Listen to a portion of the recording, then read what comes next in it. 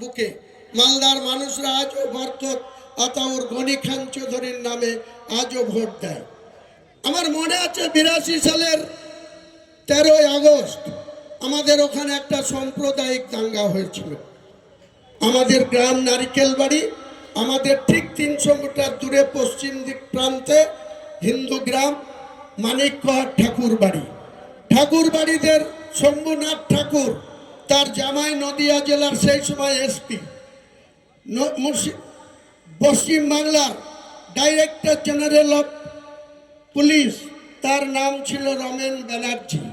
যখন আমরা 13ই আগস্ট 1982 সালে, আমার বয়স মাত্র 20 বছর, আমার চাচাতো ভাই প্রয়াত গোলাম মওলা তিনি ছিলেন প্রধান। 77 সালে বামফ্রন্ট সরকার ক্ষমতায় আসলো। কংগ্রেস বলার অধিকার কারো ছিল না, বামপন্থীদের এত দাপট। আমরা সব নির্দলে, আমার ভাইরা আমার প্রতিবেশীরা কন্টেস্ট করে সোমপাড়া 1 গ্রাম পঞ্চায়েতের প্রধান হলো। নারকেল চিহ্ন নিয়ে জিতে গোলাম মওলা। সালটা ছিল 1978 সাল, প্রথম পঞ্চায়েত। 78 থেকে 4 বছর পর 82 সাল যখন এই দাঙ্গা হলো, একটা কেস হলো এই দাঙ্গাকে কেন্দ্র করে। 914 নম্বর কেস, বেলডাঙ্গা পিএস রঞ্জিত চক্রবর্তী বলে একজন ওসি ছিল বেলডাঙ্গা, তিনি 914 নম্বর কেস করলো। দাঙ্গা শুরু করলো কারা? এই হিন্দু সমাজের ষষ্ঠী দাস বলে একজন, বসির বলে একজনকে চাংদোলা করে তুলে নিয়ে গিয়ে মারধর করলো। আছরের টাইম, রোজার টাইম, আমরা রোজা করে আছরের নামাজ পড়ে রাস্তায় এসে দেখছি আমাদের বসিরকে তুলে নিয়ে গিয়ে মানিকগড়ের ষষ্ঠী দাস তার ভাই গঙ্গা দাসরা মারধর করছে। আমরা সবাই তাকে উদ্ধার করলাম। আমরা যখন তাকে উদ্ধার করে রাস্তায় উঠিয়ে নিয়ে আসলাম, আবার দেখছি 300-250 লোক লাঠি সোটা নিয়ে, তীর নিয়ে আমাদের দিকে ধেয়ে আসছে। আমরা প্রথমে প্রতিরোধ করার চেষ্টা করলাম। যখন আমার গায়েও তীর বাঁধলো তখন আমরা অর্ডার দিলাম, ঘিরে নাও। গোটা গ্রামকে ঘিরে নিয়েছিলাম, দোতলায় উঠতে বাধ্য করেছিলাম। দোতলা থেকে গুলি ছুড়েছে, আমরা নিচে গিয়ে তাদের বাড়িতে বসে থেকেছি, নাম তোকে উঠিয়ে নিয়ে যাব। এই হুমায়ুন কবির ছিল। কি হলো পরিণতি? বামফ্রন্টের পুলিশ 914 নম্বর কেস, বেলডাঙ্গা পিএস রঞ্জিত চক্রবর্তী ওসি বেলডাঙ্গা একতরফা ভাবে অ্যারেস্ট করলো।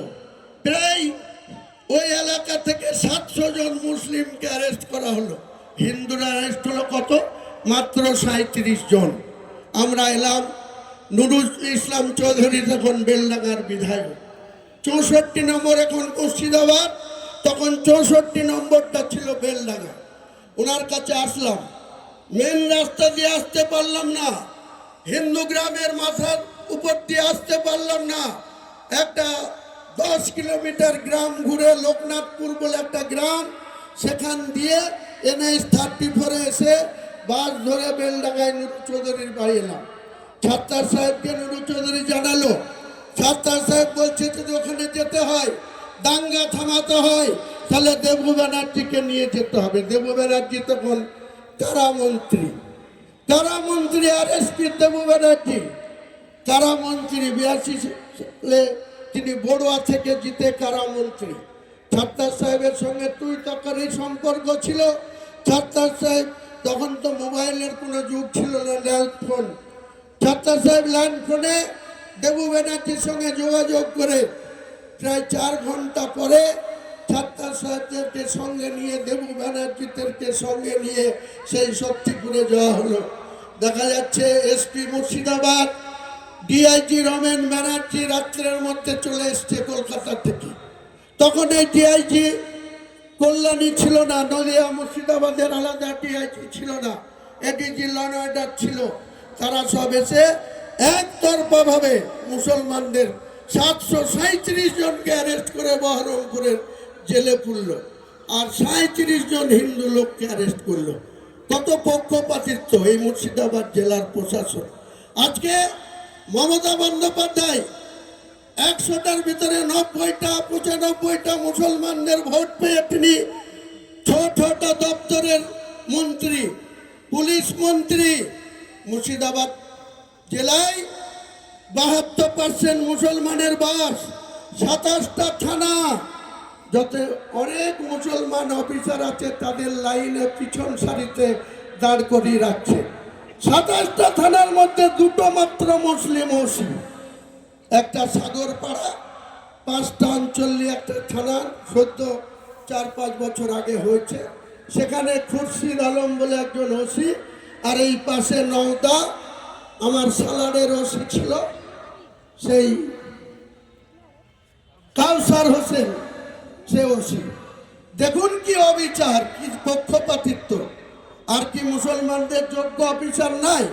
হরিয়ারপাড়ার আইসির নাম কি? অরূপ রায়। এই অরূপ রায় যেদিন 2001 সালে প্রথম বাঁকুড়ার ছেলে সাব ইন্সপেক্টর হিসেবে ওখানে রেজিনগরে জয়েন করেছিল, তখন আমরা বিরাট বন্যা থেকে আক্রান্ত হয়েছিলাম 2000 সালে। 2001 সালে গৌতম চক্রবর্তী রেজিনগরের ওসি, আর এই অরূপ রায় তখন সাব ইন্সপেক্টর নতুনভাবে এসে জয়েন করলো। এই অরূপ রায়ের সঙ্গে আমরা একসঙ্গে রাত্রিতে হাফ প্যান্ট পরে ঘুমিয়েছি, একসঙ্গে খাওয়া দাওয়া করেছি। ও পুলিশের চাকরি করেছে, আমরা রাজনীতি করেছি, কংগ্রেস করেছি, সিপিএম এর সরকার, বাধা হয়নি। মমতা বন্দ্যোপাধ্যায় যেদিন সিঙ্গুর নিয়ে 26 দিন রাস্তা ব্লক করে আন্দোলন করলো, ন্যানো কোম্পানিকে গুজরাটে যেতে বাধ্য করলো, তখন ঐতিহাসিক ভুল করলো বুদ্ধদেব ভট্টাচার্য, তাকে 26 দিন রাস্তা অবরোধ করে অনশন করতে। বিরাট প্রণব মুখার্জি বুদ্ধবাবুকে বলেছিল, তুমি ভুল করছো, এই মমতাকে যে এতদিন ধরে আন্দোলন করতে দিচ্ছ। বলে কি করব দাদা? বলে আমি যদি তোমার জায়গায় থাকতাম, রাত্রিবেলায় জল কামানের 5টা গাড়ি পাঠিয়ে জল মেরে ওকে ওর আন্দোলন থেকে হটিয়ে দিতাম, কিন্তু সেদিন বুদ্ধবাবু করেনি। আর আজকে মমতা বন্দ্যোপাধ্যায় নন্দীগ্রাম নিয়ে আন্দোলন করে, সিঙ্গুর নিয়ে শিল্পকে উচ্ছেদ করে গুজরাটে সানন্দে নিয়ে চলে গেল যে নরেন্দ্র মোদী 2014 সালে, সেই মমতা বন্দ্যোপাধ্যায়ের ভেতরে ভেতরে সাপোর্ট পেয়ে তার আগে অটল বিহারী বাজপেয়ীকে ওই মমতা বন্দ্যোপাধ্যায়ের বাড়িতে ডেকে নিয়ে এসে তার মা গায়ত্রী দেবীকে নিজে প্রণাম করল অটল বিহারী বাজপেয়ী, আর মমতা ব্যানার্জি অটল বিহারী বাজপেয়ীর হাত ধরে পা ধরে প্রণাম করলো। তিনি ব্রিটেন না, আমি আজকে হুমায়ুন কবিরকে সাসপেন্ড করেছে, আমি 22শে ডিসেম্বর নতুন একটা দল খুলেছি। তিনি যেদিন সাসপেন্ড করছে, কাকে দিয়ে করাচ্ছে? তার আগের দিন বহরমপুর সার্কিট হাউসে বসে এখানকার বিধায়ক আলাজ নিয়ামত হাজিকে ডেকে বলছে, তোমাকে কাল বহরমপুরের মিটিংয়ে থাকতে হবে না, তুমি চলে যাও কলকাতা ববি হাকিমের কাছে। বলছেও না যে হুমায়ুন কবিরকে কাল সাসপেন্ড করবে, তুমি ওখানে গিয়ে থাকো। তাকে বলেওনি, তাকে পাঠিয়ে দিয়েছে, বলছে বহরমপুরে থাকতে হবে না, তুমি যাও। আর এক আকরুজ্জামান প্রতিমন্ত্রী পাওয়ার ডিপার্টমেন্টে, তাকেও বলেছে চলে যাও, এখানে থাকতে হবে না। আপনারা জানেন, আমাকে আগের দিন রাত্রিতেও বলছে মঞ্চে আসতে, সকালবেলায় 8:30টাতেও বলছে মঞ্চে আসতে। আমি যখন 11:10 ওখানে গেছি মুখ্যমন্ত্রী সার্কিট হাউসে, আর 11:20 জানতে পারছি নিয়ামত হাজিকে বাঁ পাশে আর ডান পাশে আকরুজ্জামানকে বসিয়ে প্রত্যেকটা গ্রামে যেমন মুসলিমের সঙ্গে লড়াই লাগিয়ে রেখেছে, প্রত্যেকটা ব্লকে যেমন মরছে কে মুসলিম, মারছে কে মুসলিম, কেস খাচ্ছে কে মুসলিম, ডিম খাচ্ছে কে মমতা ব্যানার্জির দারোগা বাবুরা। এখানে দারোগার সংখ্যা আইসি 10টা, ফারাক্কা থেকে, রঘুনাথগঞ্জ থেকে, ডোমকল থেকে, এই হরিয়ারপাড়া থেকে, কাঁদি, বহরমপুর, বেলডাঙ্গা, 10টা আইসি আর 17টা ওসি, 2টো মাত্র ওসি খুরশিদ আলম আর কাউসার, বাকি 25টা তারা ভোগ করছে। সব হচ্ছে ওপার বাংলা থেকে আসা, তারা খেয়ে আসা, ওই Bangaon sub division, Ranaghat sub division, Chakdah sub ডিভিশনের লোক, তার বাবা মাদেরকে জিজ্ঞেস করুন গা, তারা এক কোপে পেলে দু কোপে যাবে না মুসলিমদেরকে মারতে। সেই সমস্ত দারোগারা আজকে যখন ঝামেলা করছে তখন গিয়ে এইসব দারোগা বাবুদের হাতে পায়ে ধরতে হচ্ছে। আর আপনাদের সামান্য রোজগারের টাকা কেস খেয়ে আবার কোর্টে যেয়ে খরচ করুন পুলিশের দারোগা বাবুরা পয়সা নিয়ে। আমি আজকেই এক দারোগাকে বলেছি, একটা সামান্য তার নিচু জায়গা সে গোটা মাটি ফেলবে, ট্র্যাক্টরে মাটি ফেলেছে, তার জন্য কালী পুজোর পরে এক দারোগা তার সাথে 40,000 টাকা নিয়েছে। নেওয়ার পর বলছে আজ ফেলবা, কাল ফেলবা, পশু ফেলবা, এই হয়ে যাক তাই হয়ে যাক করে সে যখন আর অধৈর্য হয়ে মাটিটা ফেলেছে, সঙ্গে সঙ্গে দুদিনের মধ্যে জেসিপি নিয়ে গিয়ে সেই মাটি তুলে ফেলছে। বলে বেলারোর অর্ডার, মাটি তুলে ফেলতে হবে। তা আমাকে সেই ছেলেটা এসে বললো যে আমাকে তৃণমূলের ব্লক সভাপতি লিখছে 30,000 ফোন পেতে, আর ওই অফিসার লিখছে 40,000। আমি কি করব? আলাম তুমি একটা গুণ ভেড়া, তুমি কেনই বা তৃণমূলের সভাপতিকে টাকা দিয়েছ, ওই ফোন করে ডিটেলসটা আমাকে দাও, তারপর আমি দেখছি ওর সভাপতি কী করে থাকে, ওর সভাপতিগিরি আমি বারবার করবো। আর ওই সেই অফিসারকে বললাম যে আপনি টাকা নিয়েছেন খানের সাথে এই কাজ করে দেবো বলে, আপনি মাইনে পান না, মমতা ব্যানার্জি আপনাদের মাইনা দেয় না। তো বলছি দেখুন এইভাবে বললেন না, ওর কাজটা করে দেওয়ার কথা ছিল, করতে পারিনি, আপনি যদি বলেন কিছু বললেন না, সন্ধ্যাবেলায় পাঠিয়ে দিয়ে আমি টাকা ফেরত দেবো। আর রাত্রে 8টার মধ্যে টাকা ফেরত না দিলে আমি যেদিন ডোমকলে মিটিং করব 17 তারিখে, অভিষেক এই জেলায় থাকবে বহরমপুরে, সেই দিন কিন্তু এসপি কে সানিরাজের সাথে কৈফত নেব। কেন পুলিশ টাকা নেবে মুসলমান সমাজ কাছে? মাইনা পাও না, সুযোগ সুবিধা পাও না, তুলাবাজি করছো পাথরের গাড়ি থেকে, বালির গাড়ি থেকে, কয়লার গাড়ি থেকে, এত লুটে তাও তোমাদের পেট ভরে না? এত লুটে পেট ভরে না? তৃণমূল কংগ্রেস সরকারের তুলাবাজির সরকার হয়ে গেছে, চাকরি বিক্রি করার সরকার হয়ে গেছে। লজ্জা করে না মমতা ব্যানার্জি? আমাকে বলছে পোকামাকড়, আমাকে বলছে গদ্দার। আপনি কংগ্রেসের সাথে গদ্দারি করেছিলেন 1997 সালের 9 আগস্ট। সেদিন ভারতবর্ষের কংগ্রেসের সভাপতি ছিল সীতারাম কেশরী, আর রাজীব গান্ধী মারা যাওয়ার পর তার স্ত্রী সোনিয়া গান্ধী কোনো দায়িত্ব না নিয়ে 9 আগস্ট 1997 কলকাতার নেতাজি ইন্ডোর স্টেডিয়ামে ইনডোর করেছিল। আপনি মাত্র 5,000 লোক নিয়ে মেউ রোডে গান্ধী মূর্তির পতদেশে এই তৃণমূল দলটা খুলেছিলেন। আপনার কোনো নামগন্ধ ছিল না সেদিন। যে অসুস্থ হয়ে আছে আজকে, বাক্য বের হচ্ছে না, মুকুল রায়, ফরিদুল শেখ, অপূর্ব মজুমদার, নর্থ বেঙ্গলের আরো 2-3 জন ব্যক্তিকে নিয়ে এই তৃণমূলের সেদিন জন্ম হয়েছিল। ডেটটা 9 আগস্ট 1997 সাল। তারপরে আপনি উড়ে এসে জুড়ে বসে চেয়ারম্যান হয়েছেন দলের 1 জানুয়ারি 1998।